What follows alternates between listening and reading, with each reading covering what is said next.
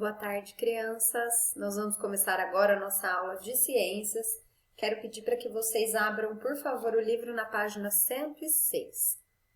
Nós vamos começar a unidade 2, que se chama Como ocorrem as relações dos seres vivos entre si e com o meio ambiente. Então, eu quero que vocês deem uma olhada nas imagens de abertura do capítulo, tá? Que são duas páginas, a página 106 e a página 107. E eu quero que vocês pensem sobre essas três questõezinhas aqui. Porque o Sol é a principal fonte de energia de grande parte dos seres vivos? Como são classificados os animais da imagem em relação ao tipo de alimentação? Ou seja, se eles comem carne, o que eles são? Se eles comem plantas, o que eles são? Vamos relembrar aí as matérias anteriores. E como ocorre a transferência de energia entre os seres vivos? Como vocês imaginam que isso acontece, tá? Então, prestem bastante atenção nas ilustrações de abertura do nosso capítulo, da nossa unidade, aliás. E agora a gente vai começar no capítulo 1 dessa unidade nova, que se chama Cadeias e Teias Alimentares. A gente vai entender o que é isso. Vamos lá, seguindo a leitura. É importante conhecer as relações alimentares que ocorrem no ambiente para compreendermos como os seres vivos dependem uns dos outros para sobreviver. As relações alimentares que ocorrem entre os seres vivos são compreendidas por meio de estudos sobre cadeias e teias alimentares. Então, olha aqui um exemplo. Para sobreviver, os seres vivos dependem de outros seres vivos e do meio ambiente. Olha o que está acontecendo aqui. Tem um círculo, né? E a alimentação.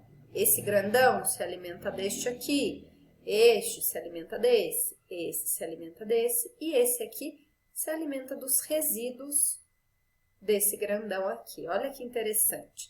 Vocês veem como que tudo na natureza é tudo certinho, tudo é aproveitado, tudo foi perfeitamente criado. Vamos lá. Ponto de partida. Na natureza, os organismos não vivem isolados. Todos precisam se relacionar com outros seres vivos e com o ambiente, sendo todos dependentes dessa complexa rede de relações. Que tipo de relação os seres vivos mantêm entre si e com o meio ambiente? O que vocês acham, gente? Que tipo de relação aí que acontece dos seres vivos entre si e com o ambiente? É o que a gente acabou de ver aqui em cima.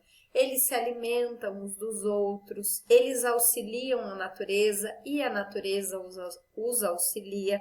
Então, essas relações acontecem o tempo todo. Vamos lá. Entender ciências. O meio ambiente e os seres vivos. Prestem muita atenção. Um meio ambiente é o meio onde os seres vivem em constante interação com os componentes não vivos. O ar, a água, o solo e a luz solar são alguns dos componentes não vivos importantes do meio ambiente. Esses componentes promovem diferentes condições ambientais às quais os seres vivos estão adaptados. No ambiente, as plantas retiram água e sais minerais do solo e, na presença da luz solar e do gás carbônico do ar, produzem glicose e liberam gás oxigênio para a atmosfera. Já no caso dos animais, há aqueles que se alimentam de plantas e aqueles que se alimentam de outros animais ou dos dois, tanto de plantas quanto de animais. Depois que esses seres vivos morrem, os decompositores decompõem a matéria orgânica em nutrientes simples que ficam disponíveis no solo e podem ser reaproveitados pelas plantas. Último parágrafo. A dependência entre os seres vivos e o meio ambiente é tão grande que mudanças ambientais podem afetar a sobrevivência de muitos deles. Grande parte dos problemas ambientais é consequência da exploração de recursos naturais pelo ser humano de modo predatório, isto é, sem pensar nas consequências para os seres vivos, incluindo o próprio ser humano. Bom, o que está falando aqui para a gente? Que o meio ambiente, ele é todo certinho. uma coisa depende da outra. E essas coisas se relacionam o tempo todo. Uma informação importante que o texto trouxe para a gente agora são daqueles componentes não vivos, né? De alguns componentes não vivos que compõem o ambiente. Quem são eles? O ar, a água, o solo, a luz solar. Isso tem que guardar, tá bom? Porque eles não são vivos, mas eles são de extrema importância. Eles são essenciais para que tudo na natureza, no ambiente, no ecossistema, funcione da maneira correta, tá bom? Outra coisa que falou aqui pra gente, aqui no finalzinho, ó, tá falando dos problemas ambientais. Por que que eles ocorrem? Muitas vezes por conta da exploração que o homem faz. E ele faz isso de forma predatória. O que é forma predatória? Ele não se preocupa com a natureza e ele também não se preocupa com as consequências que aquele mal, né, que aquela exploração que ele está fazendo ali vai causar, tá bom? Vamos lá. Os ecossistemas. Olha uma palavrinha importante aí também, ecossistemas. A Terra é formada por muitos ambientes diferentes. Cada ambiente é constituído por um conjunto de componentes não vivos e de seres vivos. Olha aqui essa imagem. No ambiente de floresta existem seres vivos e componentes não vivos. Alguns dos componentes não vivos a gente viu ali no texto anterior, tá? Vamos agora para a página 110.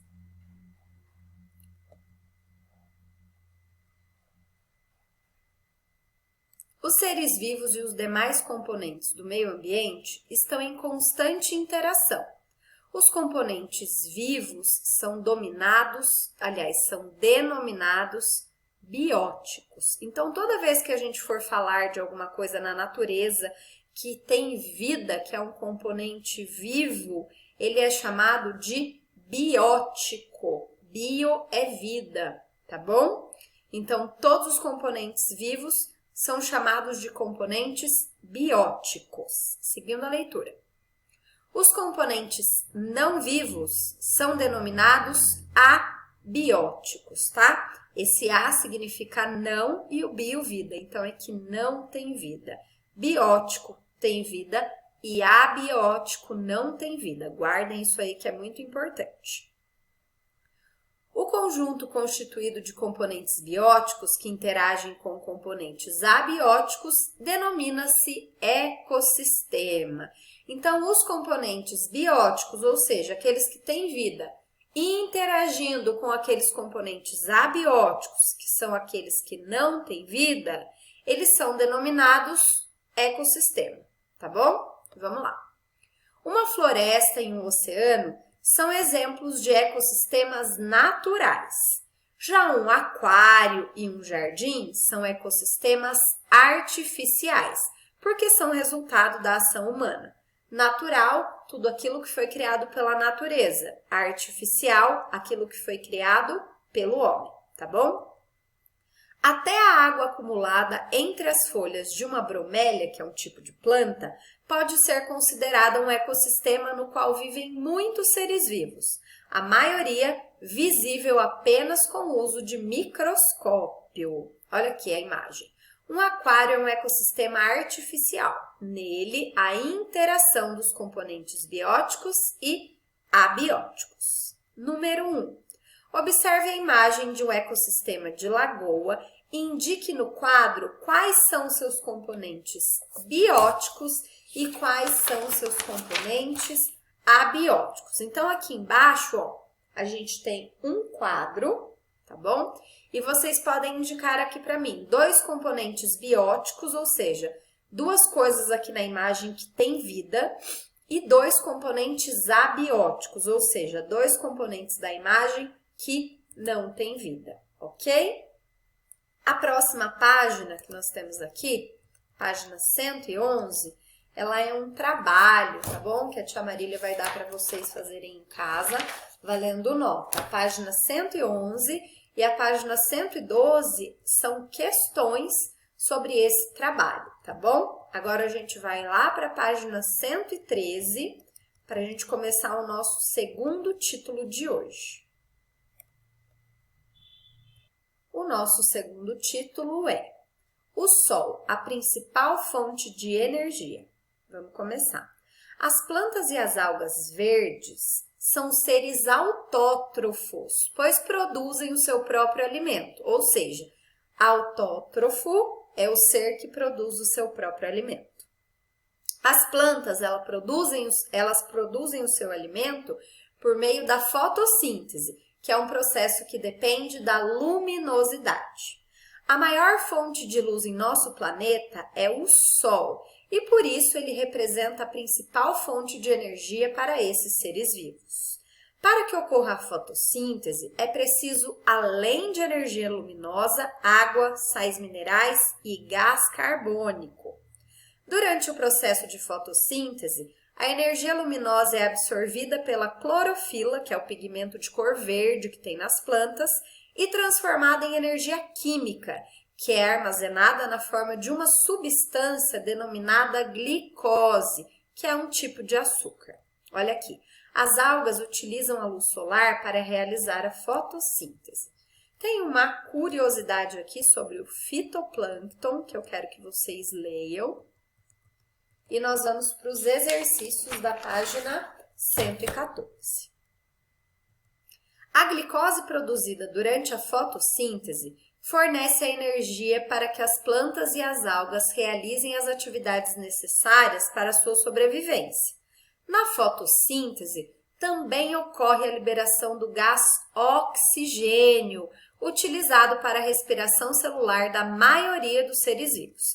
Então, olha aqui um exemplo da fotossíntese. A fotossíntese e a respiração permitem a sobrevivência de plantas e animais. Então, olha só, a energia solar, a fotossíntese é realizada por plantas e algas, né?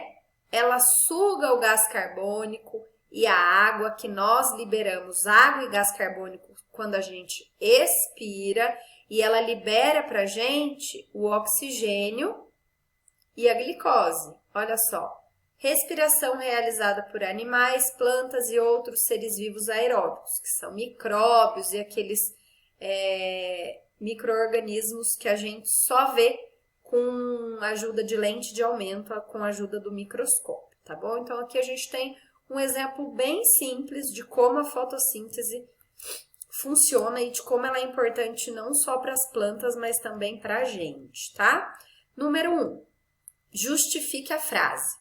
A fotossíntese e a respiração são dois processos que se complementam. Você vai explicar por que a fotossíntese e a respiração, eles dependem um do outro. O que a fotossíntese ajuda a respiração e o que a nossa respiração ajuda na fotossíntese. Observe aqui, ó, a imagem acima. 2. Explique a importância da energia solar para os seres vivos autótrofos, que são aqueles que produzem o seu próprio alimento por meio da fotossíntese. Por que a luz solar é importante para esses animais? E 3.